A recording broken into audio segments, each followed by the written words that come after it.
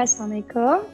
Saya Eina binti Azman dan saya dikenali sebagai Eina Azman dan saya berumur 26 tahun dan saya ibu kepada Ariana Aubrey dan juga Kak Karif kembar.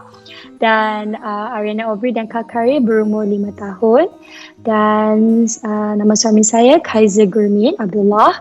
Umur suami saya 42 tahun dan suami saya seorang businessman. Okay guys, Alhamdulillah saya ingin mengucapkan terima kasih kepada Pak Emma sebab bagi saya best mama millennial. Thank you so much.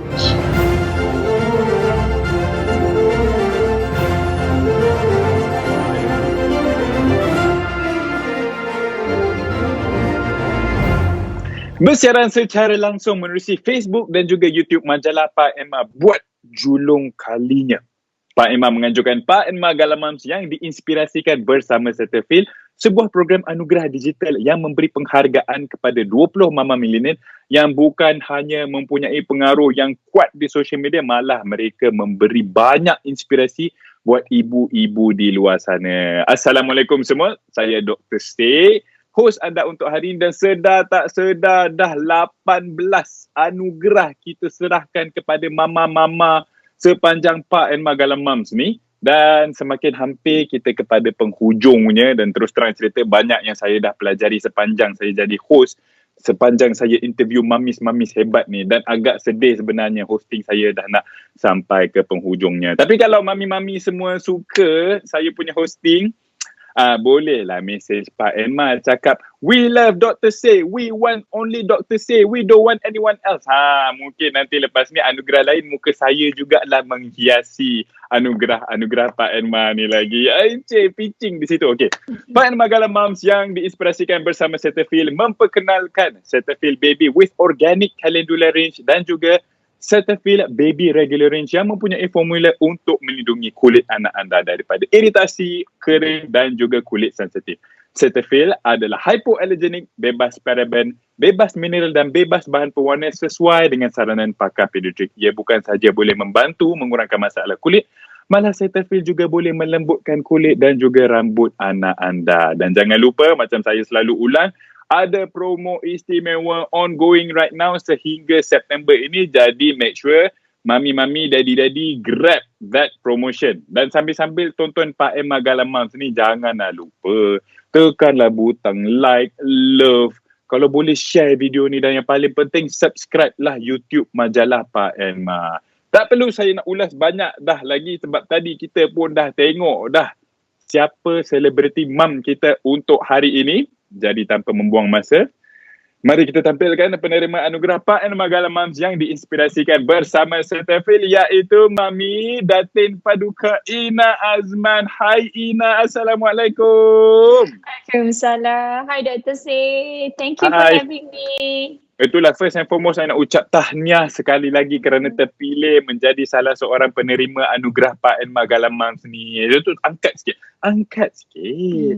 Terima kasih atas best mama millennial. Thank you so much for this award. Saya sangat hargai. Thank you so much. Okay. Nak tanya Eina lah, sepanjang PKP ni, apa aktiviti apa? Yelah, kita tahulah kan, Eina kan mostly memasak kan. Tapi yelah, sebab anak-anak Eina pun seorang tu both dah nak masuk 5 tahun. Dan kita tahulah kan, Carl dengan Aubrey ni bila dah 5 tahun, budak-budak ni selalu dia banyak sikit demand dia. Banyak sikit dia nak buat, nak explore kan. So apa yang Eina buat untuk entertain diorang sepanjang PKP ni? Okay, I think sepanjang PKP ni, apa yang jadi sepanjang PKP ni ada hikmahnya. You know why? Because I think most of mom dekat luar sana yang bekerja yang ada kerja, dia orang akan busy tau. So bila adanya PKP ni, mungkin ada hikmah baiknya adalah kita boleh, as mom, kita boleh lebih banyak spend time lebih bersama dengan anak-anak di rumah. So bila sepanjang PKP ni, saya akan buatlah diorang punya jadual, diorang punya jadual main, diorang punya jadual belajar, and bila ada aktiviti lebih tu, saya akan penuhkan dengan diorang punya cooking skills sebab I memang tengah ajar diorang masak. Itulah I tengok juga video diorang yang masa diorang buat their own cake, birthday cake tu. Yang Carl tu muka macam terpaksa tapi Yeah, macam Because boys, we always be boys kan. Yang macam, yang you know boys kan. Kalau girl tu kita cakap pun senang. So kalau boys ni kalau kita nak betul. cakap tu, Aubrey Apa dia, memang Datin? natural lah. Aubrey memang natural. Dia siap macam boleh nak buat tu dia boleh senyum, wing semua. Kita tahulah dia belajar dari siapa tu, tahu sangat dah lah kan. Anyway, I pun nak congratulate you sebab yelah recently juga you macam baru aktif balik kembali cooking and then you punya reel dah belajar pandai buat reel dah sekarang Baru buat reels dua Nombor video. 2 kan. Itulah I tengok you punya mushroom soup dengan garlic bread tu. Lepas I tengok tu I terus macam beritahu Ani tolong ambil Tom Awas. Cuba kita buat macam senang je. Dia buat 30 saat boleh siap ni kan. Itu yang bestnya. I nak tahu lah sebenarnya. I nak tahu sebenarnya Ina, dari awal ni you punya passion nak cooking ni memang you lahir dari kecil ni memang suka masak ke macam mana dia develop over the years ni? Okay, I cerita sikit lah. Okay, actually I membesar dengan keluarga yang suka masak and then suka makan. So apa yang I buat daripada I kecil, I suka masuk dapur. I akan masuk dapur, I nak tolong my mak, nak tolong my grandma. Tetapi masa kecil dulu, I bila masuk, diorang bising, diorang marah. Ina, jangan masuk dapur. I macam, kenapa tak boleh? Sebab apa tak boleh? Because I very clumsy. I ni masuk dapur, pecah gelas, pecah pinggan. So memang kalut kalau masuk dapur. So memang my mom and my grandma tak suka. Tapi I jenis tak give up because I ni kira suka makan. And I suka tengok orang masak. So I buat muka tebal, masuk dapur daripada kecil sampailah umur 16 tahun. My first dish I masak ayam masak lemak cili padi. That was my first dish I masak masa I sekolah. Start pada situlah bila my family semua encourage macam okay lah Ina masak, ada rasa, boleh practice lagi. So start dari situ I slowly belajar and sampailah sekarang. Wow. Tapi itulah bila you cakap you clumsy tu macam tak ada lah. Cuma bila I tengok video-video tu ada lah macam campak-campak macam bersahaja. Tapi itulah I enjoy your cooking because it's very bersahaja. You know, kalau kalau kita tengok certain like cooking show dia very formal. Okay masuk. Ini macam relax. Nah, balik ni letak. Because macam apa yang I belajar daripada I kecil, my mom dengan my grandma selalu cakap, kita orang perempuan, kita tak nak pakai sudu. Okay, tangan tu yang mahal. Tak kisah orang kata apa, tapi itulah namanya air tangan. So, kita nak letak gula ke apa-apa pun, kena pakai tangan. So, daripada tangan tu akan masuk ke dalam makanan kita tu, air tangan tu yang pakai, bila orang makan tu jadi macam sedap, nikmat tu lain. Aduh, janganlah. Ini bukan cooking show I dah terliur dan this is Pak Enma punya show. Wow, interesting.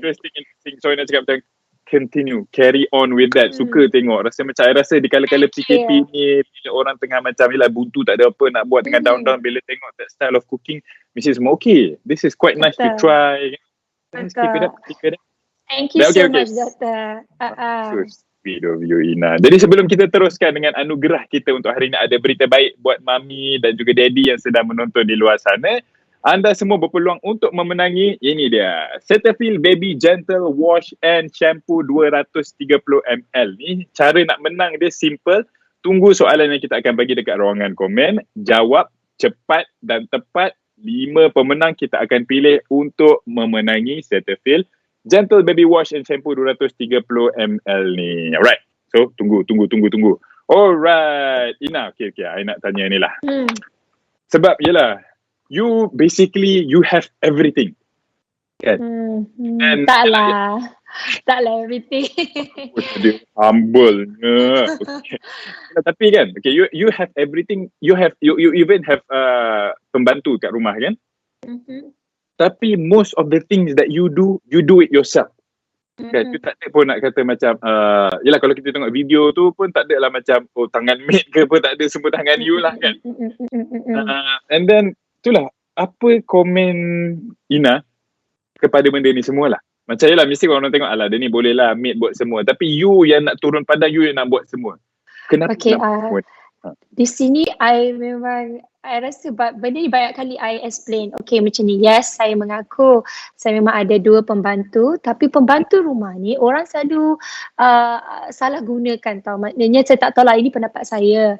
Okay, memang kita ambil pembantu, kita bayar. Tapi dia untuk meringankan kerja kita di rumah.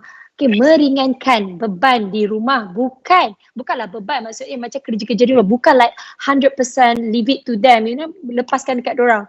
Sebab tu macam pembantu saya, daripada awal since day one, doktor, saya sebenarnya 2 tahun berkahwin dengan husband, saya tak pernah ada maid. Saya lah bibi kat rumah, saya lah basuh baju, saya lah iron, saya lah masak, saya buat semuanya. 2 tahun pertama kahwin memang tak pernah ada maid, saya buat sendiri. Sampailah bila dah ada anak, sebab kita kan nak kerja semua, so saya memerlukan orang untuk menjaga, untuk melihat, untuk nak pantau anak-anak saya kat rumah. So bila saya hired maid ni, sebab deal dia saya dengan husband saya cakap dia bagi saya berlakon. Dia bagi saya buat benda-benda ni semua, tetapi tanggungjawab saya bila kat rumah tak boleh abaikan. Which is sebelum saya nak pergi set, kalau call time lambat sikit pukul 10, pukul 12, saya akan bangun a few hours awal and masak dulu. Prepare semua barang. And bila saya kat rumah, saya lah mandikan anak saya and saya juga akan tidurkan anak saya, bukan bibi.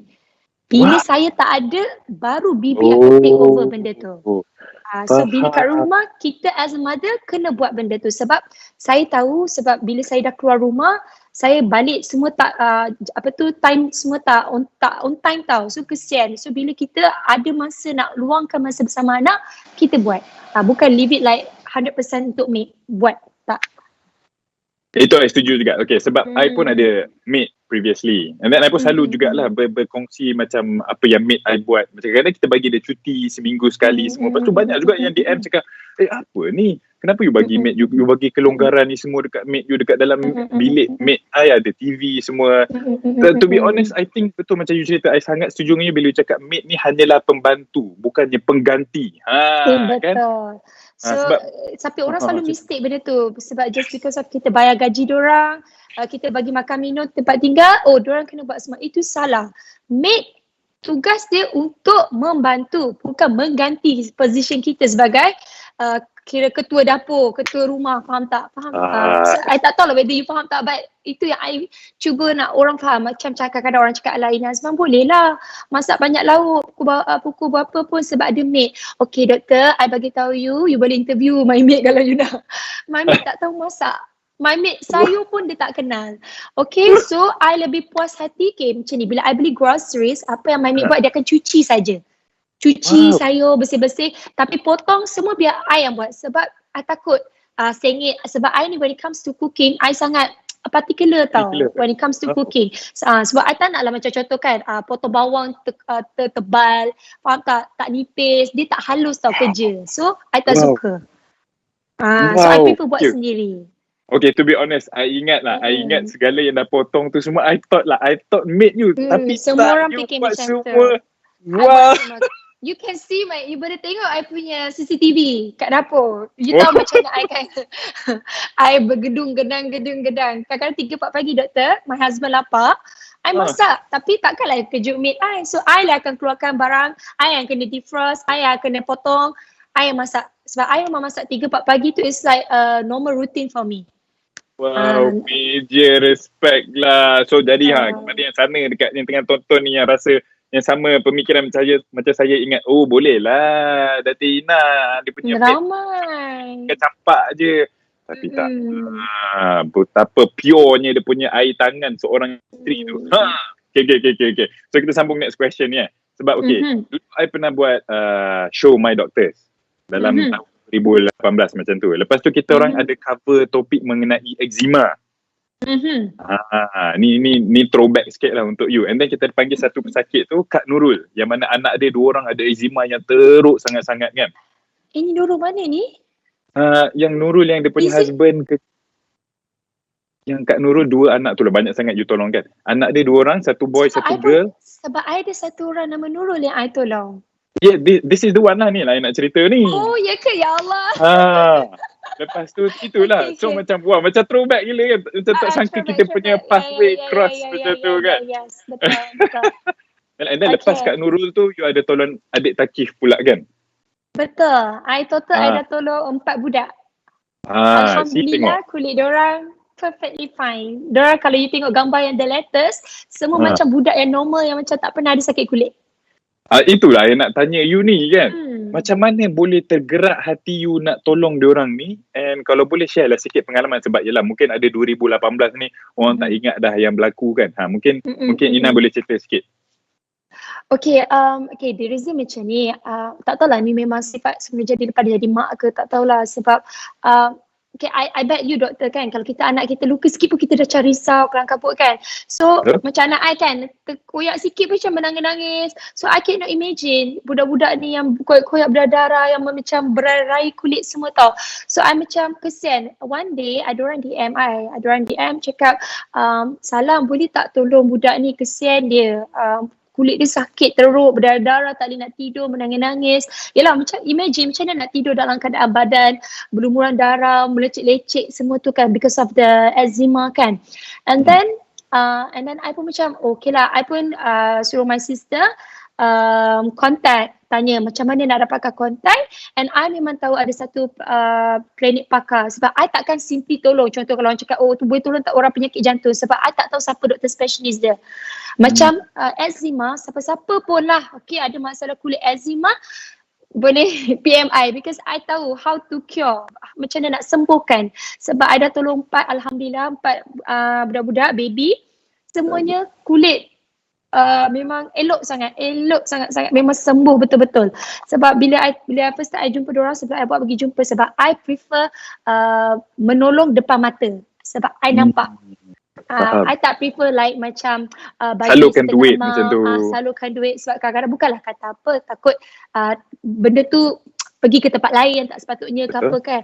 So I prefer macam contoh ada satu tu Takif Arjuna, all the way from Penang I bawa, I bagi semualah transportation semua, I bawa, sudah datang sini jumpa doktor pakar, ambil and then bawa balik. Sampai macam tu tau, sebab I tengok dia punya kulit condition sangat teruk, yang macam memang ya Allah tak sampai hati. Sebab I tak boleh benci kalau benda tu jadi ke anak I. Sebab tu I cakap kat luar sana, siapa-siapa ada masalah eczema boleh DM I, because I tahu siapa yang boleh selesaikan masalah tu. Wow, tapi tak yang I masih wow ni, sebab just by someone DM you cakap boleh tak tolong dia ni ada masalah kulit, and then you terus Yes, sebab I dah tahu solution dia. Because kalau orang minta I tolong contoh penyakit-penyakit lain, I tak tahu siapa yang I nak refer. You faham tak? Sebab most of the kids yang ada masalah kulit, I bet semuanya dah jumpa macam-macam doktor pakar. Betul tak? Setiap doktor pakar dia ada dia punya cara masing-masing. Tetapi apa yang I boleh cakap, doktor I jumpa specialist ni memang sangat bagus. I sebagai mak, I tak sanggup. I macam kesian sebab masa I jumpa menangis-nangis sampai apa tahu dia tak boleh berpeluh tau. Dia peluh je dia jadi gatal. Bila gatal dia garu. Bila garu jadi berdarah sebab dia dah tak tahan tau. Dia punya gatal tu tahap yang macam ya Allah, I tak boleh, I tak sampai hati. Itulah sebab yang I ingat bila I interview Kak Nurul dengan anak-anak dia, bila dia datang kat kita orang punya show tu, kulit anak-anak dia tu pun dah okey sangat dah. All thanks to you lah, Eina and your husband. Thank you so much lah for that. Alhamdulillah. Apa yang boleh tolong sikit-sikit tu saya bantu. Aduh, bagus lah Eina. Okay. So sekarang ni kita ada beberapa soalan random yang sebelum ni, memang sebelum live ni pun followers Pak Enma ni dah tak sabar-sabar nak tanya Eina ni. Right, so Eina dah bersiap sedia Alamak, jeng. Okay. Senang je soalan dia. Masakan yang anak-anak Eina paling suka dengan masakan yang suami paling suka. Tutup mata dia jawab. Okay, Abrikal favorite dia suka makan spaghetti carbonara. Okay. Spaghetti carbonara, and my husband banyak sangat ni dia suka makan. I think yang paling. Okay, yang seminggu tu minta 2-3 kali ke? Dia rendang ayam. Dia boleh makan 1 ekor dia seorang je. Rendang ayam tu. Tapi bukan renyah ke nak buat tu? Memang agak renyah, tapi mungkin sebab dah selalu masak, so dia macam benda tu dah jadi macam rutin. At least lah sebulan mesti kena 2-3 kali mesti akan masak rendang. Wajib, dia suka. Rendang ayam boleh tak 2-3 kali sebulan ni? Boleh tiba-tiba ngidam rendang. Alright. Okay, next. Perbezaan paling antara Carl and Aubrey. Nah, selain obviously lah tahu seorang lelaki seorang perempuan kan, but then itulah. Perbezaan paling ketara diorang. Apa paling beza, actually diorang lebih kurang je, macam sebab diorang tak ada gang macam selalunya. Kalau anak lelaki ada dia punya, bagi I lah, dua-dua dia ada karakter yang berbeza. Macam Aubrey, she very soft, memang sangat mendengar kata kalau cakap A lah, B lah, Aubrey macam tu. Kalau cakap Aubrey go to sleep, go to bed, tidur apa, okay mami, okay. Kalau Carl ni dia macam cakap lah boys, dia kena cakap berulang tau. Dia kena cakap, Carl pergi tidur sayang, pergi tidur, dia kena berulang-ulang. Macam girl will always be girl lah. Boy dan suami itu biasalah kan. Memang kena ulang banyak-banyak kali lah kan. Seperti biasa. Alright. Okay. Tapi okay, I nak tanya juga sebab okay, out of all the mummies yang I interview yang ada anak kembar, mostly kembar diorang adalah kembar seiras. But then yours special. Kan, kembar tak seiras. So, you memang ada genetik ke ataupun macam mana? Yelah, share lah sikit. Seronok kot. Boleh. Okay. I think daripada genetik ni daripada my husband punya side. Sebab I punya adik ipar, adik my husband pun kembar. Anak dia tapi kembar perempuan. Seiras lah, dua-dua perempuan. Seiras perempuan. And then my mother-in-law, adik dia pun ada 3 kali kembar. Wow. Yes. Wow, memang kuat. Okay, and then masa you awal-awal pregnant tu pun memang you tahu ke? Okay, ni sah-sah kembar. No. I masa 4 bulan baru I tahu yang I twins. Okay, and then macam mana? Tak tahu. Memang you macam in life macam memang nak twins ke atau tak mengharapkan? Tak pernah terfikir sebab yelah adalah first time, like macam tak prepare. Kita fikir macam mana nak buat tu, nak buat ni, faham tak? Dengan sebab sebelum ni kan masa I pregnant semua, I tak ada maid, I tak ada orang nak bantu I semua. So I memang tak terfikir yang nak ada 2 ke 3 ke berapa, I tak pernah terfikir. So apa yang jadi tu susah unplanned lah. Dia tu tak plan. Alright. Okay, so kita move on to the next question. Okay, kalau let's say lah anak-anak ni nak membesar and then dia nak pilih what they want to be in life. Ina lagi suka kalau diorang ikut Ina jadi penggiat seni atau ikut husband in terms of business? Which one? Okay, for me as a mother, I tak larang. Apa saja yang diorang nak jadi, diorang nak buat apa, it's up to them, what makes them happy. Yang penting buat benda tu, apa-apa pun yang diorang buat, diorang kena buat bersungguh-sungguh. I sebagai mak, I akan support apa saja yang diorang suka. Yang penting jangan buat benda salah je lah kan. As long as diorang buat good things, diorang pilih kejayaan yang bagus, I support. I see. Tapi macam sekarang ni dah nampak dah ke? Carl towards apa, Aubrey towards apa ke? Itulah Aubrey towards macam, itulah macam nak ke arah sini. Carl dia dari macam... siapa? Itulah macam my boy, dia macam nampak ke arah macam car racer. Wow. Sebab dia sangat minat kereta, dia follow daddy, dia minat kereta. So dia memang apa-apa kereta, kau tanya dia apa jenis kereta semua dia tahu. Sebab dia memang car lover. Wow. Tapi tak tahulah kan, bila besar nanti kan macam-macam dia boleh berubah-ubah kan. So apa pun pilihan diorang, yang penting benda tu bagus, saya support. Wow, bagus. Thank you so much, Ina. And to be honest, sepanjang I jadi host untuk Pak Emma Galamam sini, saya selalu cakap yang jadi seorang ibu ini tak mudah langsung. Lagi-lagi tambahan tengoklah, Ina jadi ibu pada umur berapa? 21? 20? Kan? 21. So tak hairanlah bila ada setengah dari kita ni, bila ada anak di usia yang muda ni, mungkin akan terasa susah, tak mampu lagi nak handle stress ni semua. Tapi apa yang saya tengok daripada Ina ni, Ina dah menunjukkan, dah membuktikan kepada kita. Tengoklah masa Ina ada anak-anak dia pun, dia tak ada maid lagi.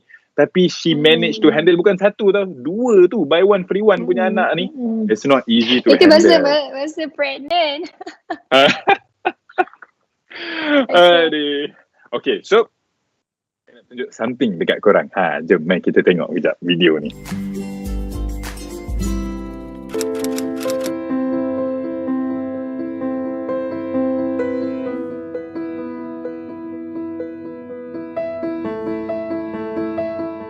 Okay, betul. Sebagai ibu, of course kita nak yang terbaik untuk anak-anak dan kita kena mengambil berat setiap apa makanan ataupun apa saja mereka buat, kita kena ambil tahu. So, contohnya dari segi pemakanan Aubrey and Carl, saya akan pastikan apa saja diorang makan, benda tu kena berkhasiat, benda tu kena makanan yang bagus. Sebab saya memang tak tak ajar anak saya makan macam jajan-jajan, benda-benda macam snack-snack. Benda tu saya akan bagi anak saya makan tapi dalam seminggu sekali sahaja. So saya selagi kita boleh kontrol pemakanan anak kita, kita cuba. Tipulah kalau saya cakap tak bagi langsung. Mesti kena ada juga sebab nama pun budak-budak, anak-anak. So bila kita bagi tu, kadang-kadang itu bagi bukan bagi untuk saja-saja. Mungkin kadang-kadang itu adalah sebagai reward dengan setiap apa yang diorang buat.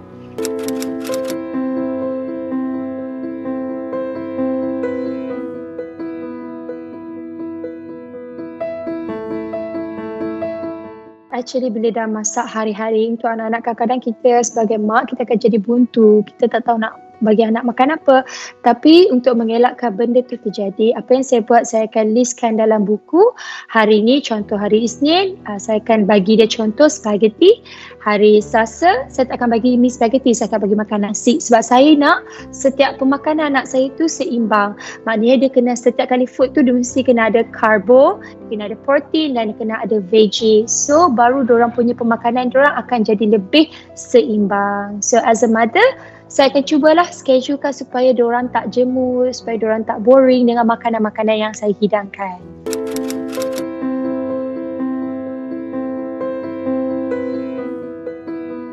Apa yang paling saya pentingkan setiap pemilihan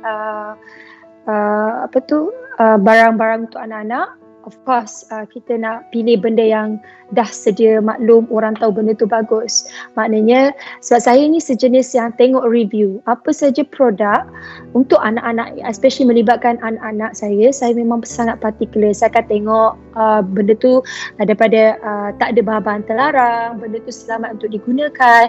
And of course, benda tu juga kena dikenali. So, selalunya kalau barang yang sudah dikenali dan dia telah diiktirafkan bagus, sepatutnya tiada masalah. So saya akan pastikan setiap label, tali luput, semua bagus, baru saya akan apply bagi anak-anak saya pakai. And kadang-kadang bila saya buntu, saya akan refer juga dengan kawan-kawan saya. Macam saya akan bertanya, contohnya, okay, brand apa yang bagus untuk krim badan contohnya, brand apa yang bagus untuk rambut ke, untuk kulit anak ke, lotion ke. So saya memang selalu suka bertanya untuk tidak tersalah langkah dari segi pemilihan untuk melibatkan penjagaan anak-anak. Okey, Eina memanglah ibu yang tak boleh nak sangkal lagi seorang ibu yang hebat. Sebab penat lelah seorang ibu ni hanya diorang saja yang tahu betapa penatnya kan. Sebab banyak ibu, apa yang penting adalah melihat anak-anak dia sentiasa happy, sihat, berjaya. Namun yalah, mestilah kita semua sebagai parents ni tak boleh lari daripada nak kena berhadap pelbagai ragam, pelbagai masalah sepanjang kita membesarkan anak-anak. Dan I'm sure Eina pun mesti ada problem juga, bukan nak kata problem besar, tapi yalah ragam-ragam semasa membesarkan twin ni kan. Mungkin Eina share sikit, tak ada tak yang paling teringat bila cakap pasal ragam, apa yang paling teringat? Ragam anak-anak ya. Okey, ragam anak-anak ialah bila diorang makin membesar ni, diorang macam-macam benda diorang nak explore kan, diorang nak mencuba tu, nak mencuba ni. So macam yang I cakap lah, macam hari-hari tu diorang akan belajar macam-macam new things tau. Diorang nak belajar panjat, diorang nak belajar buat itu, nak belajar buat ini. So kita kadang-kadang as a mother tipulah, kadang-kadang rasa macam aduh kepeningnya macam mana nak buat ni. Of course ada tipulah kalau saya cakap tak ada kan doktor, of course ada benda tu. Tapi ragam-ragam tu saya ni bukan jenis tangan kanak, tapi saya akan cakap sebab contoh macam Aubrika dia ada takut dua benda je. Either I cakap dia black woman ataupun dark room. Dua benda ni je. Dua benda black ni woman. Kalau I cakap dia black woman. Yang sekarang ni you tengah pakai ni semualah. Bukan. Tak black woman because last time pergi Mekah, kan ada penjaga dekat Madinah tu kan pakai niqab, pakai hitam semua tu.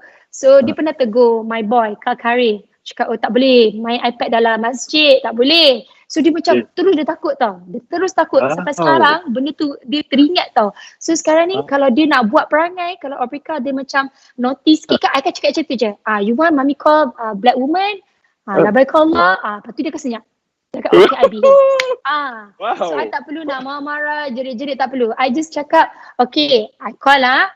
Kita ugut macam tu je lah. Sebab apa tau? Sebab sebelum ni I pernah I buat-buat lah. Aku konon ambil rotan. You naughty lah.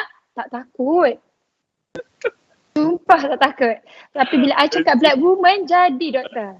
Okay, I nak try.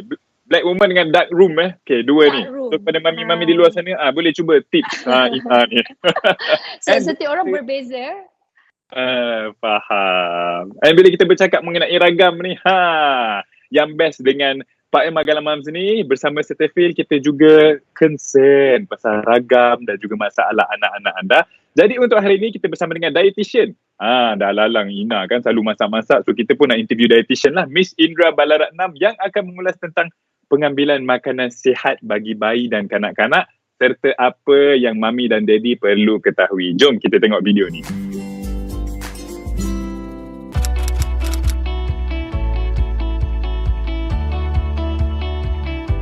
Okay, now this is the fun time ladies. Baby dah boleh makan. This is the fun time. This is the time kita nak bagikan diorang makanan yang cukup gentle untuk perut mereka. So mula-mula from 6 months onwards, usually we start with gentle foods seperti beras, kita boleh buat bubur, a nice porridge, or even like sweet potato, or even potato kentang kan yang kita dah steam ataupun boil and then we can mash it up. Kita boleh juga bagi puree buah-buahan seperti puree apple. Apple tu kita boleh masak dalam air panas just until it is soft. Lepas tu kita mash it up. Ataupun banana fresh je, ambil je fresh ripe banana and then just mash it up. Tapi makanan ni semua adalah gentle untuk baby's first foods, right? Untuk kuantitinya, start small. So in the beginning, you start with maybe just 1 tablespoon of it, and then you give it to your baby, and then lepas maybe beberapa hari tu, then you can just increase it to maybe twice a day. So in the beginning, you start with maybe 1 spoon once a day. Then as you move forward, you can go on to maybe 1 spoon 2 times a day. Tapi yang penting tu, when you are starting your baby on makanan pejal in the beginning, always start with just 1 food item first. So meaning to say, you start with rice porridge, maybe for few days, for 1 week rice porridge. When the baby is okay, dia tak ada signs of any allergies or alahan, then you move on to your next type of food. Then maybe you move on to sweet potato. That's the idea. The idea of feeding 1 by 1 is so that kita boleh tengok whether the baby can tolerate the food and doesn't have any allergies. Then once they don't have any allergies to the food, then you can combine them together. So maybe the following week you can make the rice porridge and letakkan sedikit sweet potato. You can mix and combine them. So this is how you go along. So itulah quantity je. Always start small and start gently with them. Now after the baby is 6 months old, complementary feeding will be part and parcel of you breastfeeding, at the same time also serving your baby with complementary foods. Tetapi selepas 6 bulan tu, the baby's need for iron, zat besi tu adalah lebih tinggi, dan susu bayi tak cukup kandungan zat besi untuk baby. So that's why it's important that the baby starts to already eat solid foods that are also high in iron. So for a baby's diet, it's the same thing, similar to adult diet kan, kita pun perlukan makanan daripada semua food groups. So we need foods from our grains, we also need foods from our vegetables, we need lean protein as well as our fruits and as well as dairy. Now dairy of course will come from your breast milk. So these are all the food groups that eventually we will introduce into the baby's diet. But we will introduce them in stages. Like you wouldn't be giving the baby meat straight away right at 6 months. Usually meat is introduced lambat lagi bila baby dah maybe about 9 months onwards. Then you start to introduce protein foods. But usually that's how it's done. So make sure that your baby has a variety of all these foods in their diet and also the combination. Tetapi makanan untuk baby pada masa ni masak dengan cara yang simple saja. Tak payah perlu tambah banyak spices ataupun garam, gula. You don't need any of those bahan perasa at this time. Actually, there's a lot of reasons why a baby might menghilangkan selera untuk makan. Kadang-kadang mereka sakit, they're not feeling well, or maybe they might be having diarrhea, cerit-berit, something's wrong with them, or they might also be having sembelit. When they're constipated as well, they might not feel hungry to eat. So there are some underlying reasons, and normally if your baby is developing fine, they might be a little bit maybe picky certain foods they might not want to eat, but if their growth development is fine, then there's really nothing for you to seriously worry about. Tetapi kalau selera makan tu is a prolonged thing and you feel that they are not getting enough, then I will highly advise for you to take them to the pediatrician for a check, just to make sure that there's no other underlying cause and a more serious reason for you to look at. But I think most importantly as a parent is look at the routine that your child is eating. Make sure that you plan out their meal plan, the timing properly, so that they are not overly full, but then you're still trying to feed them. Or sometimes they might be consuming banyak sangat susu, too much feeding of the milk to the point where they are not hungry enough to want to eat their solid foods. So some of those you might want to look into the balance of that. Kalau puan-puan nak, you can always also go and visit a dietitian in the hospital. Ask your pediatrician to recommend to you to see a dietitian. Dietitians like us are always here to help moms to plan out and to see how they can best come up with a meal plan or a routine yang suitable untuk bayi anda. So don't hesitate to get help. But these are some of the reasons that can cause your child to seem, or at least to you, to seem like dia orang tak ada selera makan. So this is something for you to think about. Now, usually we advise not to add garam ataupun gula kepada makanan bayi, especially when they are still young, 6 months or below 1 year. Kerana where things like this are concerned, their body cannot handle too much of it. Like for example, a baby below the year of 1 year old doesn't need a lot of salt. Dia tak perlukan banyak garam dalam makanannya. So they can't handle it. So at the most also, just about a quarter to half of a teaspoon. Tapi my advice to you honestly is you don't really need to add it, because sodium ataupun the compound of garam, which is sodium, is naturally found in a lot of our foods in its own natural state. So there's more than enough there that's required for your child's growth and development. So tak perlu tambah lagi. But be careful, garam is also in not just the salt that you add in, but also in a lot of sauces. Bahan perisa lah seperti oyster sauce, kicap, fish sauce, teriyaki sauce, all these kinds of sauces, as well as spreads, like butter, cheese, margarine. All these foods also do contain added salt, so be careful about them. You don't need to add any of those things to your child's diet.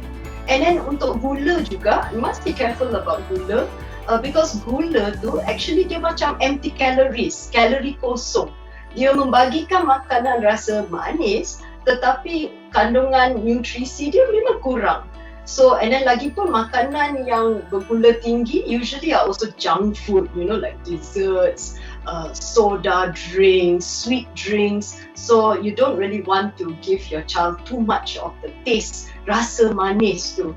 And what we also notice is that bila budak-budak or young kids already get the taste and flavor for high salty foods or even high sugary foods, lepas tu makanan yang sihat, yang berasa tawar sikit, they don't like it because they don't like the taste of it anymore. So like for example, the kid is always so used to a sweet drink kan, minuman yang manis. Kalaulah kita nak bagikan dia minum air, kan rasa air tu tawar, they won't want to drink the water. Then you have just created another problem.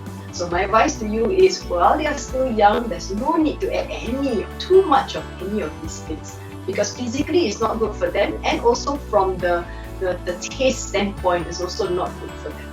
So no need to add too much.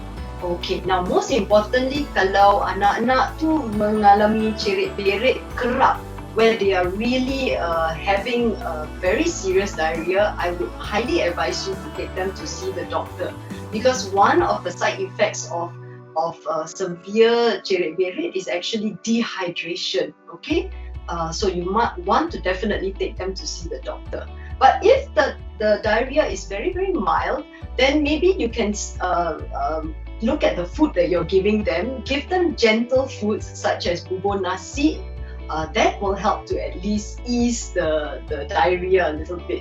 And then if within that day the diarrhea has already stopped, then that's fine. But if it hasn't stopped for that day, then I highly would advise you to go and see the doctor. Very important. Don't hesitate. Now, when it comes to constipation or sembelit, one of the things about constipation adalah kandungan serat makanan, fiber.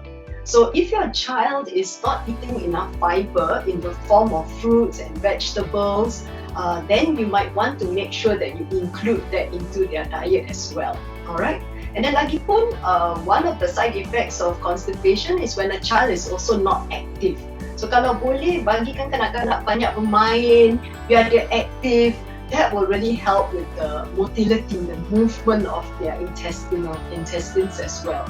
But I think most importantly, when they are having these types of issues, jangan sekali-sekala try to self-medicate, meaning to say you just go to a pharmacy and then simply off the shelf you try to buy some types of laxatives. Some of these things are definitely not suitable for toddlers and young children. So if ever you are feeling that something needs to be done, then always please go and see your doctor. But tapi pastikan when constipation, increase the fiber intake. That's important.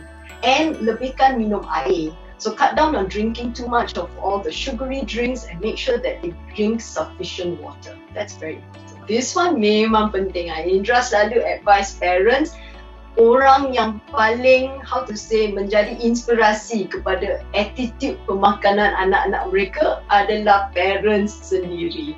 No one else can do this for you. So remember, children are always following what you are eating. So kalau parents nak anak-anak diorang mereka pun makan dengan secara sihat, yang penting parents pun kena buatlah yang sama. So for example, if you want your child to eat more fruits and vegetables, you also need to make sure that you eat your fruits and vegetables, they see you eating it. And dalam menu makanan pun ada banyak fruits and vegetables that you serve in your normal eating day. That's very important. And then another thing is as well as don't buy any of those junk food. Indra selalu tengok ada parents, they will tell the children, jangan makan coklat, jangan makan biskut. Tapi padahal ibu bapa pula yang pergi beli makanan tu and then you keep it in the house. Honestly, memang susah. How do you tell a child not to eat something when the food is always there? Dia menjadi satu temptation yang besar sangat. It's too hard for a child to know what is right and what's wrong to do. So if I were you, make sure you stock up your house on healthier options, the foods that you want the child to eat. Another thing that you can do is also include the child in the cooking. You know, when moms and dads are cooking as well, try to get your little child to help. That's a nice way to also get them to appreciate food. Kalau budak tu kecil kan, small, give them some kind of thing for them to do that is age appropriate, right? Like a small child maybe can help to kopek tauge lah, kopek ikan bilis, things like that, or sort out the kacang, remove the stone from that. They will find that fun. So dia macam playtime, but at the same time also helping you with the food preparation. Then when your child gets older, you can include them to teach them how to do some cutting or even some simple cooking. That's a nice way to include them to have a greater appreciation for food. And actually a lot of it is as a family. So when I have noticed that when families make healthy eating satu priority dalam family diorang, the child will also have that same attitude. So that's something for you to really think and put into practice. Alright, terima kasih Miss Indra Balaratnam atas perkongsian yang saya pasti banyak memberi manfaat dan faedah kepada ibu bapa di luar sana. Thank you, Setterfield. Tahukah anda, Kulit bayi adalah 10 kali lebih sensitif berbanding kulit orang dewasa. Sebab itulah mereka perlukan penjagaan kulit yang lembut. Cetaphil Baby Moisturizing Bath and Wash membersih sambil melembapkan kulit. Dan Cetaphil Baby Daily Lotion menenangkan dan memperbaiki tekstur kulit bayi.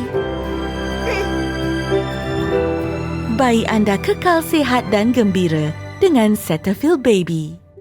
Okey, kita berbalik kepada kita punya tetamu untuk hari ini, Datin Paduka Eina Azman. Okey, Eina. Selalu last part ni I suka simpan untuk something very deep, very meaningful, dan sampai ada setengah mami tu berlinang air mata dia, ada setengah tu berjurai air mata dia. So, mari kita tengok Eina macam mana ya.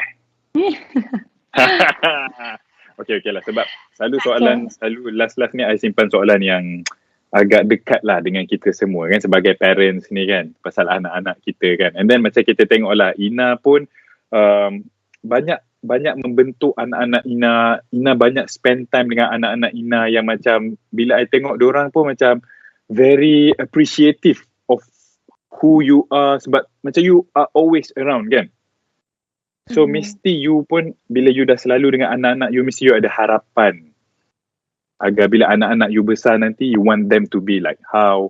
Ada harapan agar bila besar nanti dia jadi seperti apa, seperti ini kan. Jadi untuk penutup hari inilah kan, boleh tak Eina kongsikan tiga harapan Eina terhadap Aubrey and Carl yang bila let's say 10 tahun akan datang, bila diorang tengok balik video ni, diorang akan macam touchnya tengok apa yang mami cakap ni. Silakan. Okay, I punya harapan for now actually banyak tau. Itu tak cukup. Oh ya ke? Tapi untuk buat masa sekarang ni dengan pandemik, dengan dengan corona semua ni, COVID, so, I tak minta apa-apa. Harapan I cuma I nak COVID ni berlalu dengan cepat, sebab I sangat kesian tau. Bukan saja dengan anak I, malah I kesian dengan semua kanak-kanak, budak-budak di luar sana. Sebab diorang punya masa budak-budak kalau benda ni berpanjangan, dia akan efek tau. Sebab kesian kat diorang kena duduk rumah, semua benda jadi terbatas, tak boleh pergi sekolah, diorang tak boleh make friends, diorang tak boleh nak membesar dengan dalam keadaan yang sepatutnya. So my hope for now, of course I want the best untuk anak-anak. Apa saja diorang nak jadi, macam I cakap tadi, diorang nak buat apa pun in life, I as a mother, I sayang diorang sangat-sangat, and I sanggup buat apa saja untuk diorang, and I nak yang terbaik untuk diorang. And I berharap sebab dalam 10 tahun akan datang pun diorang baru umur berapa kan, tak habis sekolah pun lagi kan. So I hope maybe in 10 years time diorang akan jadi orang yang boleh buat I rasa bangga, yang boleh menjaga I, because now I jaga diorang sehabis bayi I, and I hope one day diorang boleh jaga I seperti mana I jaga diorang. Habis dah, okay. Touch. Sebab yalah kan, bila kita anak kecil-kecil lagi ni, macam kita fokus on just playing with them kan. Kita tak adalah macam nak kecil-kecil nak beritahu dah besar nanti tolonglah jaga mami daddy juga kan. Somehow kita, tapi somehow dalam hati kecil kita berharap, let's say dengan time yang kita luangkan, kita harap dengan kasih sayang yang kita ya betul. Aduh, sweet sangat tenang Eina. kita sampai bila-bila. InsyaAllah one day dia akan perasan apa yang mami dia dah buat untuk dia. Thank you so much Eina, for all of your sharing. Thank you so much. Seronok. First time jumpa Eina, tapi rasa macam boleh klik je. So lepas ni kalau ada buat apa-apa, panggillah kita hosting sama-sama. Boleh. InsyaAllah boleh. Alright, not only that, kita nak ucapkan juga terima kasih kepada anda semua yang sudi menonton Pak and Magalam Moms yang diinspirasikan bersama Cetaphil dari awal sampailah ke habis ni. Sebab Pak and Magalam Moms ni adalah sebuah program anugerah digital yang memberi penghargaan kepada 20 mama milenial yang bukan sahaja mempunyai followers yang tinggi di social media, malah mereka banyak memberi inspirasi kepada mama-mama di luar sana, seperti mana yang Datin Paduka Eina Azman dah ceritakan kepada kita tadi. Tapi last lah. Anything you want to say to your followers, to your friends out there sebelum kita tutup kita punya session for today? Okay, to all my followers di luar sana, thank you so much untuk semua yang dah support daripada zaman anak dara sampai saya dah berkahwin, dah ada anak, and now pun mungkin now dah ada peminat, dah minat oblikal pula, mungkin kurang sikit kat saya, minat kat oblikal pula. Okay, thank you so much for all the support. Saya hargai sangat, and take care, stay safe, and jagalah penjagaan kita di mana saja kita berada. Thank you. Thank you so much. Thank you so much, Pak Eina. Eina. And last but not least, seperti biasa saya suka simpan ayat-ayat ni yang deep juga last. Ketika seorang ibu itu menangis, percayalah hatinya sudah terluka. Namun percayalah juga dia tidak akan sedikit pun membenci cinta hatinya. Selamat menjadi ibu-ibu yang terhebat kepada semua ibu di luar sana.